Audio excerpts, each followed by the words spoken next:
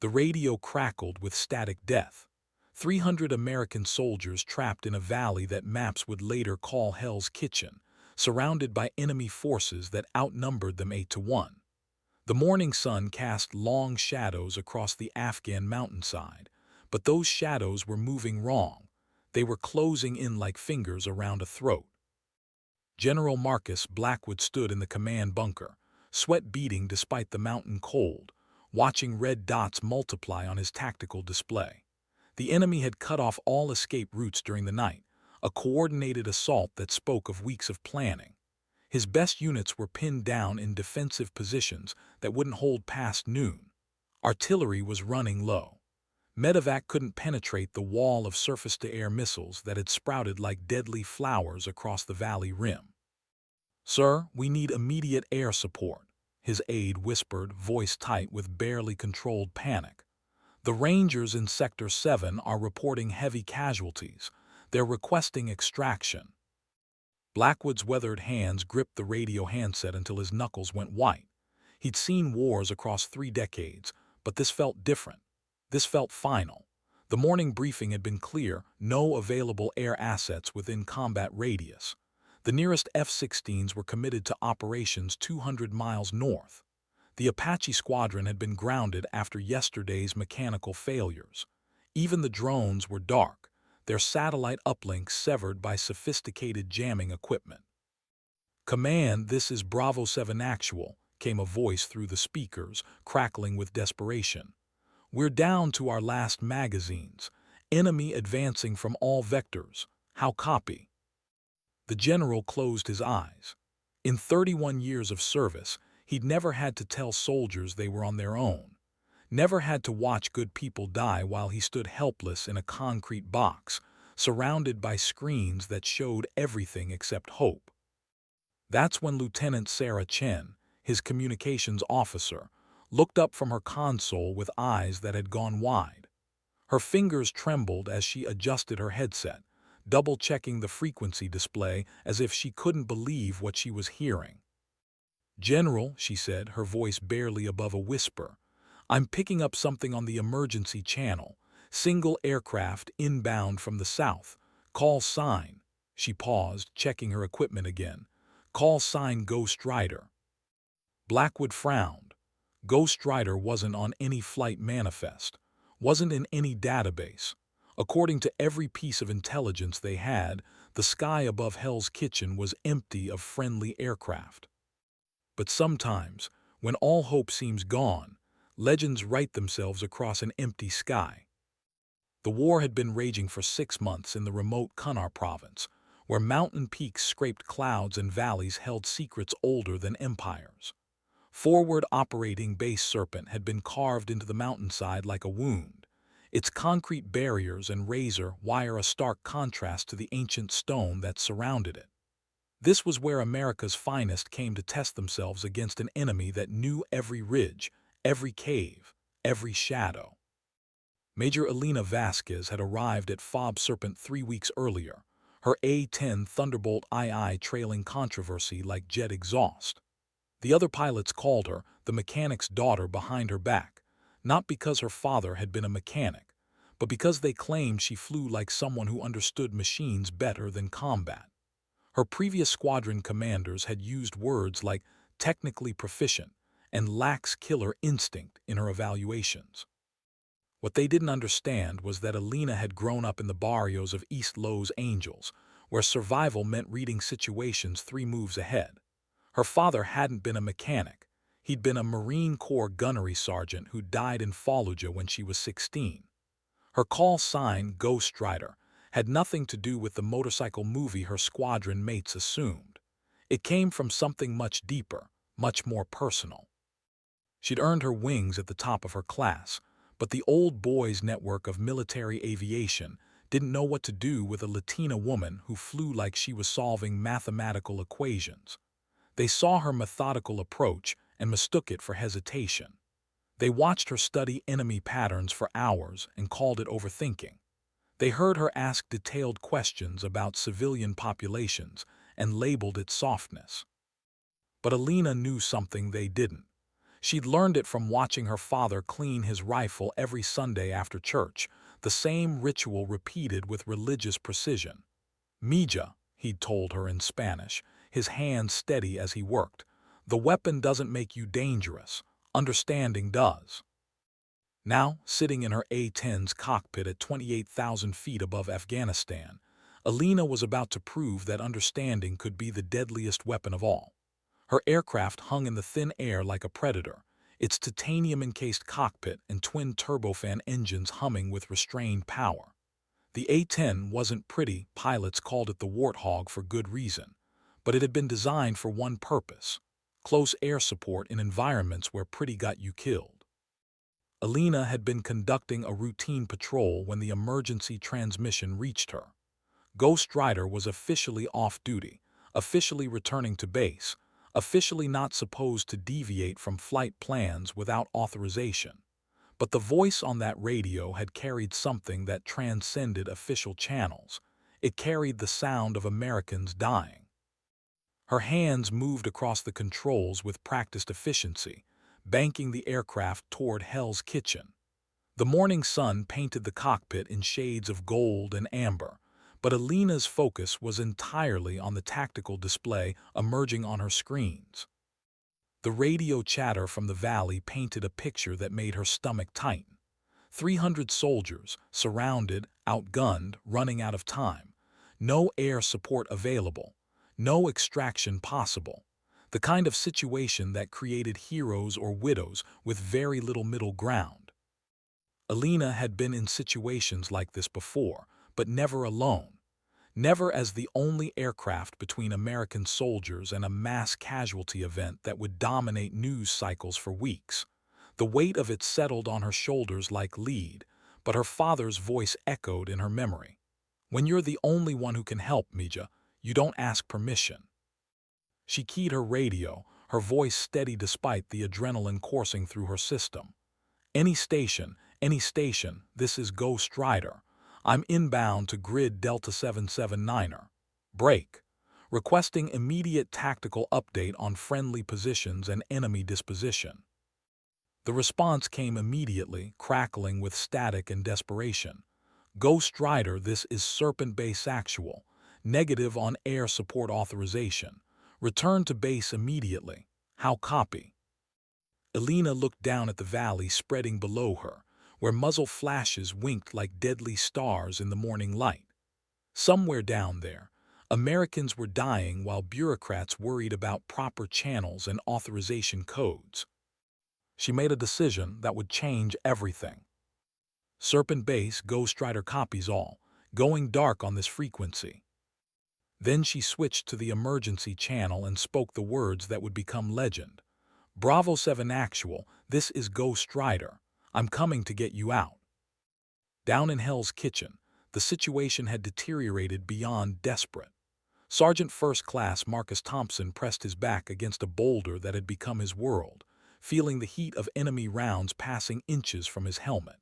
His M4 carbine felt impossibly light in his hands, a sure sign he was down to his last magazine. Around him, the 12 remaining members of his squad had found whatever cover they could in terrain that offered precious little. The enemy had been probing their position since dawn, testing their responses, mapping their fields of fire. Professional work. Thompson had fought insurgents before, but this felt different. These weren't opportunistic fighters with improvised weapons. These moved with military precision, advanced with coordinated fire and movement, withdrew when pressed only to emerge somewhere else with tactical discipline that spoke of real training. "Sarge, I count at least 40 moving up the eastern slope," whispered Private First Class Jenkins, his voice tight with the kind of fear that came from watching your ammunition counter tick toward zero. "They're setting up what looks like a heavy machine gun position at our 2 o'clock. Thompson nodded, his experienced eyes scanning the terrain ahead. 22 years in the Army had taught him to read battlefields like books, and this story was writing itself toward a conclusion he didn't like. The enemy held the high ground on 3 sides, had superior numbers, and seemed to have unlimited ammunition. His men were good rangers, every one of them, but they were human beings, not miracle workers. The radio crackled against his shoulder. Bravo 7 Actual, this is command. Status report. Thompson keyed his handset, keeping his voice professional despite the circumstances. Command, Bravo 7 Actual. We're combat ineffective and require immediate extraction. Enemy strength approximately 300, well-armed and disciplined. Our position is untenable. Request immediate air support and medical evacuation for 6 priority casualties. The pause that followed lasted too long. When command finally responded, Thompson could hear the defeat in their voice even through the static. Bravo 7, understand your situation. No air assets available at this time. Continue to hold your position. Continue to hold. Thompson almost laughed, but there wasn't enough humor left in the world. Hold what? They were surrounded on a piece of ground that wouldn't matter to anyone except their families and the people who'd have to write the casualty reports. That's when he heard it, the sound every ground soldier learns to love more than his own heartbeat. The distinctive whine of turbofan engines, growing louder by the second. Thompson looked up, shading his eyes against the morning sun, and saw something that shouldn't have existed. A single A-10 Thunderbolt II, descending through the mountains like an angel with a 30mm cannon. Bravo 7 Actual, this is Ghost Rider, came a voice over the radio, female calm, with just a hint of Spanish accent that reminded him of his ex-wife from San Antonio. I see your smoke. Preparing to provide close air support. Mark your positions and get your heads down. Thompson felt something he'd almost forgotten, hope. But hope was dangerous in a place like this. Ghost Rider, be advised we have multiple enemy positions surrounding our location. You're going to be flying into a hornet's nest. The response came back immediately, and Thompson could almost hear the smile in the pilot's voice. Sergeant, hornet's nests are what I do. Above them, Elena Vasquez was already working the problem like an equation that needed solving. Her A-10's nose mounted a GAU-8 Avenger rotary cannon, 7 barrels of 30mm depth that could fire 65 rounds per second. But firepower without precision was just noise, and Elena had built her reputation on precision. Her heads-up display painted the battlefield in green lines and red symbols, but she knew the computers only told part of the story. The real intelligence was in reading the patterns, the way the enemy moved, where they concentrated their forces, how they responded to threats. Elena had spent the flight down memorizing every detail of the terrain, every possible approach angle, every piece of cover that might hide a surface-to-air missile. Bravo 7 Ghost Rider, I need you to pop smoke on your eastern perimeter, closest to the enemy positions. Use green smoke if you have it. Roger Ghost Rider, green smoke going out now. Elena watched the emerald plume rise from the valley floor, marking the razor-thin line between friendly and enemy forces. Close air support in terrain like this was surgery with explosives. One mistake, and she'd be providing fire support to the wrong side. Her father had taught her that in war, there were no second chances for careless mistakes. She banked the A-10 into her first attack run, feeling the familiar weight of G-forces pressing her into her seat. The aircraft responded to her touch like a living thing, its heavy armor and redundant systems designed to keep flying even when everything went wrong. Elena had read the specifications 100 times, but now she was about to test them for real. The enemy positions were well concealed, but not invisible. Elena's trained eye picked out the subtle signs: disturbed earth where weapons had been emplaced, unnatural shadows where camouflage netting had been strung, the brief glint of metal where someone had moved too quickly. She began her attack run from the north, diving toward the valley floor at an angle that would let her engage the enemy's flanking positions while keeping her gun runs parallel to friendly lines. Bravo 7, Ghost Rider is inbound from your north. Danger close fire mission, my discretion. Keep your people down. Thompson's voice came back steady despite the circumstances. Ghost Rider cleared hot. Give them hell. Alina's thumb found the trigger, and Hell's Kitchen erupted in thunder. The GAU-8 cannon spoke with a voice that seemed to shake the mountains themselves. Each burst lasted only seconds, but those seconds rewrote the tactical situation on the ground. Alina's first gun run targeted the heavy machine gun position that had been preparing to enfilade the Ranger positions. 30mm rounds chewed through camouflage and cover like paper, silencing the enemy emplacement in a shower of earth and debris. She pulled up and banked left, already planning her second approach. The A-10 climbed through her own smoke, the acrid smell of cordite filtering through the cockpit's environmental systems. Alina's hands worked the controls with muscle memory developed through thousands of hours of training, but her mind was focused entirely on the tactical problem below. "Ghost Rider, that was beautiful," Thompson's voice carried renewed energy. "Enemy machine gun is neutralized. We've got multiple personnel moving from our western slope toward better cover." Alina had already seen them, approximately 20 fighters attempting to reposition to firing positions that would give them clear fields of fire on the American positions. They moved with discipline, using terrain features and coordinated movement that spoke of real military training. But they had made one critical mistake. They had revealed themselves to someone who had spent years studying exactly this kind of target. "Bravo 7, I have eyes on the western movement. Recommend you prepare to advance on my signal. After my next gun run, you'll have about 90 seconds before they reorganize." Alina rolled into her second attack, approaching from the east this time, varying her angle and altitude to prevent the enemy from predicting her pattern. The A-10's titanium bathtub surrounding her cockpit was designed to survive direct hits from small arms fire, but Alina knew that surviving and winning were different things. Every attack run was a calculated risk. Get too low and predictable, and someone might get lucky with a rocket-propelled grenade or heavy machine gun burst. She triggered another burst, walking the 30mm rounds across the enemy position like a deadly finger tracing lines on a map. Rock and earth erupted skyward as high-explosive incendiary rounds found their marks. Through her cockpit, Alina could see enemy personnel breaking cover, some running for better positions, others simply running. "Bravo 7, move now, move now."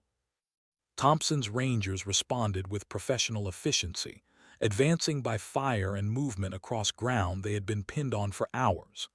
Alina circled overhead, her eyes constantly scanning for new threats, new targets, new problems that needed solving. The battlefield was changing rapidly now, momentum shifting from the enemy to the Americans like water flowing downhill. But Alina knew this was just the beginning.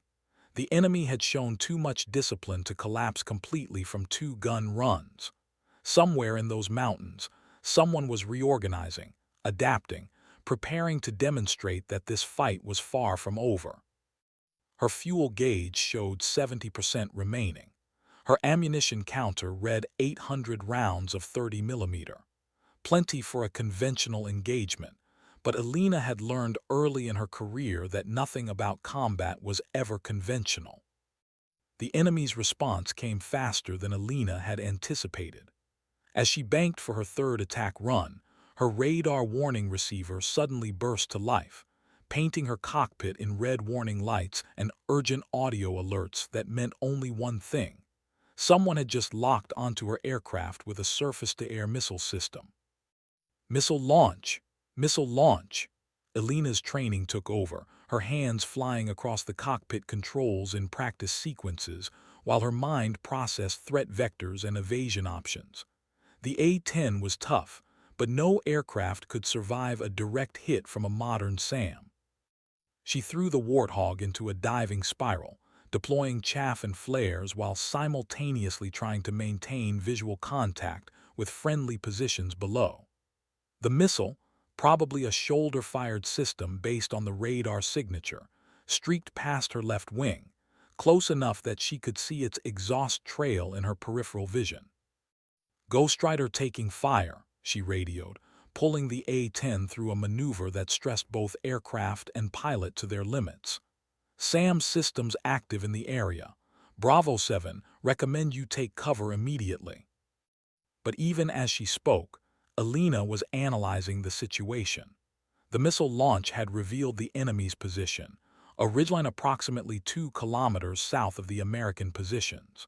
Professional soldiers didn't waste expensive missiles on single aircraft unless they were protecting something important, something worth risking detection for. Alina climbed to 5,000 feet, temporarily moving out of range while she reassessed the tactical situation. Her radar warning receiver had gone quiet, but that didn't mean the threat had disappeared. It meant the enemy was waiting, patient, professional. Bravo 7, Ghost Rider. I'm reading possible command and control elements on the southern ridgeline. They just revealed themselves trying to splash me. If I can neutralize that position, this whole enemy force might lose coordination. Thompson's voice came back immediately. Ghost Rider, that ridgeline is outside our visual range. We can't provide any intelligence on enemy strength or disposition. Alina looked down at the mountain terrain, calculating angles and possibilities. The command position would be well defended, probably with multiple SAM systems and heavy weapons. Going after it would require flying into a prepared kill zone, alone, with no backup if things went wrong. It was exactly the kind of mission that had gotten better pilots than her killed. But 300 Americans were counting on her to tip the scales, and Alina Vasquez had never learned how to walk away from a fight that needed winning. The decision crystallized in her mind like ice forming on glass. Alina keyed her radio, her voice carrying a confidence she didn't entirely feel. Bravo 7, Ghost Rider is going after the command post. Continue your advance and be prepared to call for extraction when I've cleared the area. Alina knew she was about to attempt something that would either be called heroic or suicidal, depending entirely on whether she survived the next 10 minutes. The southern ridgeline loomed ahead like a fortress wall, its rocky slopes concealing an unknown number of enemy fighters who had just demonstrated they possessed sophisticated anti-aircraft weapons. But Alina had advantages they didn't know about. While other pilots relied on speed and surprise, she had spent years studying the mathematical relationships between terrain, ballistics, and human psychology. Her father had taught her that every enemy position was a puzzle. You just had to find the right approach to solve it. She climbed to 8,000 feet, using altitude to buy thinking time while she studied the ridgeline through her aircraft's targeting systems. The A-10's sensors painted detailed images of the terrain below, but Alina was looking for something sensors couldn't detect, the patterns that revealed where humans would naturally place defensive positions. Command Ghost Rider, she radioed, switching to the main tactical frequency. Be advised I'm engaging enemy command elements south of Hell's Kitchen. If I go down, Bravo 7 is going to need immediate extraction support. General Blackwood's voice came back personally, heavy with authority and concern. Ghost Rider, you are not authorized for independent offensive operations. Return to base immediately. Alina looked down at the valley where muzzle flashes still winked like deadly stars. The Rangers were advancing, but slowly, against an enemy that was giving ground grudgingly. Without eliminating the command structure, this would become a grinding battle of attrition that the Americans couldn't win. Respectfully, General, I'm already committed to the fight. Ghost Rider is going tactical. She switched off the command frequency and focused entirely on the mission ahead. The ridgeline was approximately 3 kilometers long, with multiple peaks and saddles that could conceal enemy positions. A direct approach would be suicide. The enemy would be expecting that, prepared for it, eager to engage a single aircraft in a prepared kill zone. Instead, Alina chose the approach that violated every principle of conventional tactics. She dove toward the valley floor, flying nap of the earth through terrain that scraped her wingtips and tested every skill she'd ever learned. The A-10 thundered through mountain passes at altitude that would have been considered reckless in peacetime, but Alina knew that surprise was the only advantage she had. She emerged from behind a ridgeline less than 200 feet from the enemy command post, close enough to see individual soldiers scrambling for defensive positions. Her attack run lasted exactly 4 seconds, long enough to deliver 200 rounds of 30mm into the heart of the enemy position, short enough to escape before their defensive fire could track her. The command post disappeared in a cascade of rock and smoke, but Alina knew the job wasn't finished. Command structures had redundancy, backup positions, secondary leaders ready to step up when primary leadership was eliminated. She banked hard left, already scanning for her next target. The destruction of the command post sent shock waves through the enemy force that Alina could observe from her cockpit like watching dominoes fall. Radio chatter on intercepted frequencies devolved into confused shouting.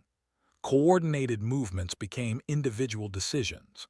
The disciplined withdrawal became something closer to a rout. "Bravo 7, Ghost Rider," Alina radioed, circling overhead while she assessed the rapidly changing battlefield. "Enemy command structure is neutralized. I'm seeing mass movement away from your positions toward the eastern slopes." Thompson's voice carried amazement and relief in equal measure. "Ghost Rider, you just saved our lives. Enemy resistance has collapsed on all fronts. We're able to advance and consolidate our positions."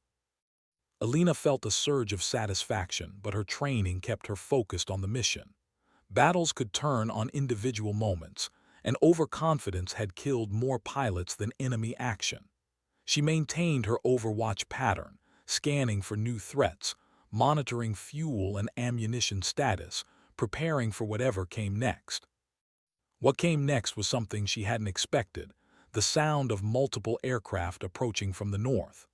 Alina's radar screen suddenly populated with friendly signatures. 4 F-16 Fighting Falcons, approaching fast and high.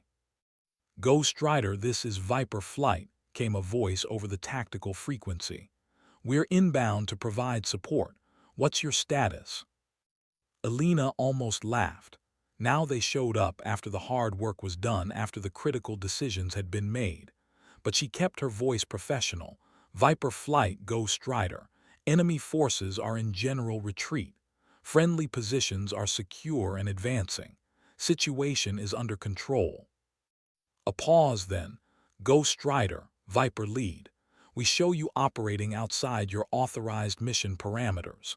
Command is directing you to return to base immediately for debriefing." Below her, Alina could see the Rangers advancing across ground they had been pinned on for hours.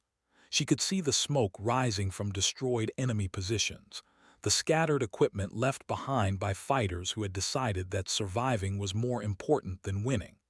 She had turned a potential massacre into an American victory, and now she was being told to report for administrative action.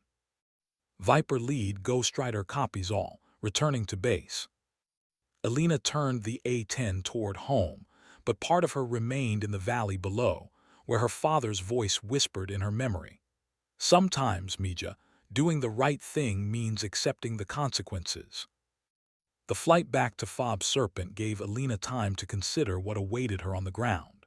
She had violated direct orders, operated outside her mission parameters, and engaged enemy forces without proper authorization. In the military's complex bureaucracy, results didn't always justify methods, and Alina knew her career might be over before she finished the after-action reports. But as she approached the airfield, Alina saw something that told a different story. Ground crews were lining the taxiway, standing at attention despite having no official reason to be there. Maintenance personnel had stopped their work to watch her land. Even administrative staff had emerged from their air-conditioned offices to witness her return. Alina touched down smoothly, the A-10's landing gear absorbing the impact with mechanical precision. As she taxied toward the parking area, she could see more personnel gathering: pilots, crew chiefs, intelligence officers, support staff. Word had spread through the base with the speed that only military communications could achieve. She shut down the engines and began the post-flight checklist, but her hands were trembling slightly. Combat adrenaline was wearing off, replaced by the realization of what she had accomplished and what it might cost her. The canopy opened with a hydraulic whine, and Alina climbed down to find General Blackwood waiting for her beside the aircraft. His expression was unreadable, the kind of military bearing that could mask approval or condemnation with equal effectiveness. "Major Vasquez," he said formally, "you're to report to my office immediately for debriefing." Alina nodded, unsurprised. "Yes, sir." But as she walked toward the command building, something unexpected happened. One by one, the assembled personnel began to applaud. It started with a single crew chief, then spread through the crowd like a wave. By the time Alina reached the building, the entire base was on its feet, clapping for a pilot who had chosen to do what was right instead of what was authorized. Alina kept her eyes straight ahead, her bearing military correct. But inside she felt something her father would have recognized, the quiet satisfaction of a job done right, regardless of the consequences. The general's office was exactly what Alina had expected, sterile, functional, designed to impress visitors with the weight of military authority. Maps covered one wall, showing operational areas and unit dispositions. Awards and commendations filled another, testament to General Blackwood's 31 years of service across multiple conflicts. Alina stood at attention in front of his desk, waiting for the storm she knew was coming. Courts-martial had been convened for less serious violations of orders. Her career, her pension, her future, all of it balanced on what happened in the next few minutes. General Blackwood studied her for a long moment, his weathered face revealing nothing. Finally, he spoke. "Major, in my 31 years of service, I've never seen anything quite like what you did today. You violated direct orders, operated outside your mission parameters, and put yourself and your aircraft at risk without proper authorization." Alina kept her voice steady. "Yes, sir. I understand the seriousness of my actions." "Do you?" The general stood, walking to the window that overlooked the airfield. "Because I'm not sure you understand what you've actually accomplished here."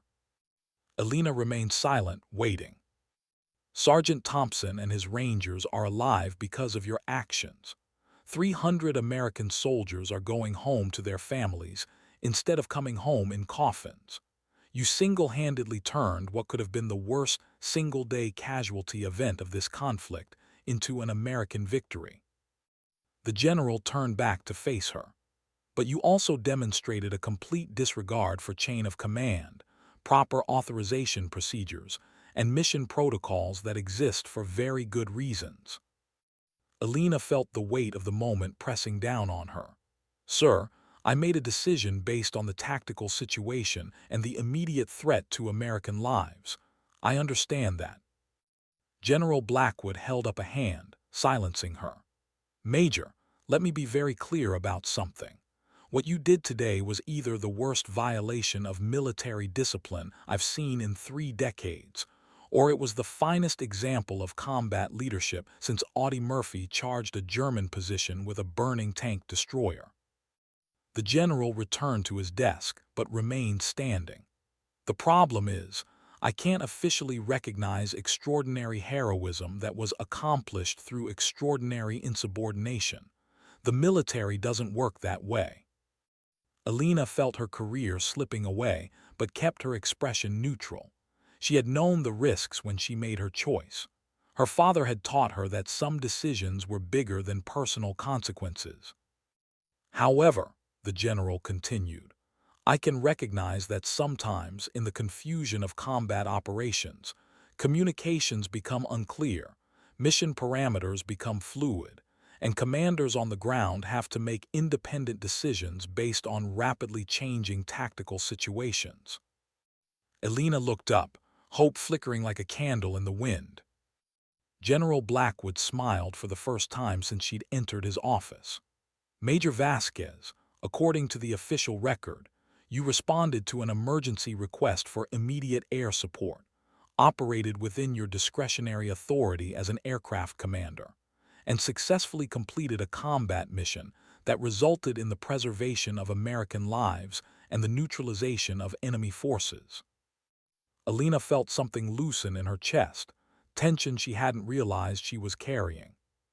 Furthermore, the general continued, I'm recommending you for the Distinguished Flying Cross, and I'm putting you in for promotion to lieutenant colonel. We need more officers who understand that sometimes doing the right thing is more important than following the safe thing. The weeks following Hell's Kitchen transformed Alina Vasquez from an underestimated pilot into something approaching legend. The story spread through military channels with the speed of wildfire, growing and evolving with each telling. But the core remained unchanged. A single pilot had taken on impossible odds and won. Alina found the attention uncomfortable.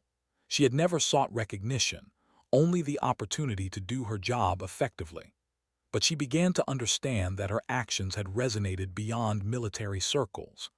Letters arrived from families of the soldiers she had saved, from women considering military careers, from young pilots who saw her as proof that competence mattered more than connections. Her call sign, Ghostwriter, took on new meaning. No longer was it just a name. It became a symbol of appearing when needed most, of striking from unexpected angles, of being there when conventional wisdom said it was impossible. The promotion came through faster than anyone expected. Lieutenant Colonel Alina Vasquez found herself assigned to the Pentagon, working on close air support doctrine and training programs. It was important work, but part of her missed the clarity of the cockpit, where problems had solutions and solutions could be implemented with 30-millimeter precision. During her first week in Washington, Alina received a call from her mother in Los Angeles.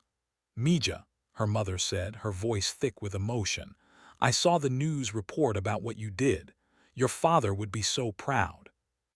Alina felt tears she hadn't shed in years threatening to surface.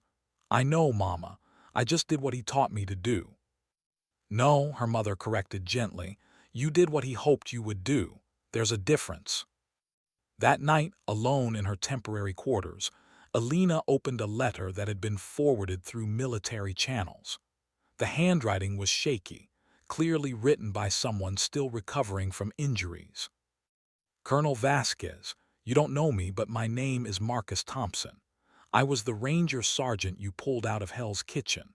I wanted you to know that my daughter just turned 3 years old and she's going to grow up with a father because of what you did. I've been a soldier for 22 years and I know courage when I see it. What you did that day wasn't just flying, it was something bigger. Thank you for bringing us home. Alina folded the letter carefully and placed it in her personal effects. Some decorations you wear on your uniform, others you carry in your heart. Years passed, and Alina's career continued to ascend.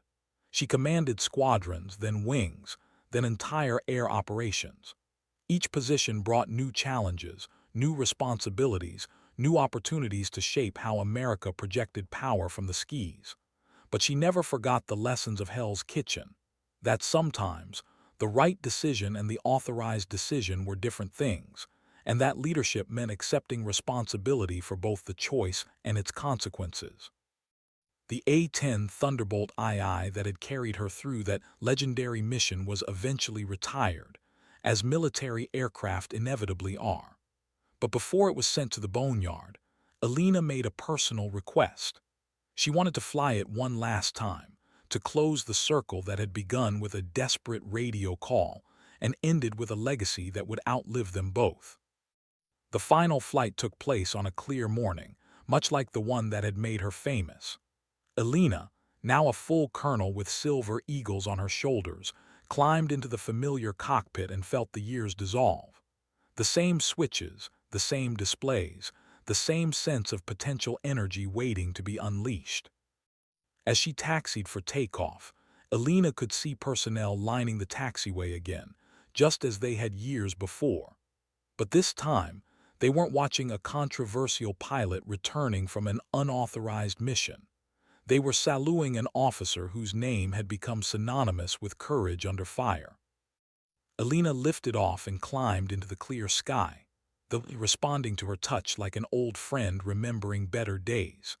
She flew north toward the mountains, toward the valley that maps still called Hell's Kitchen, where a young major had learned that legends aren't born from following orders, they're forged from knowing when to break them.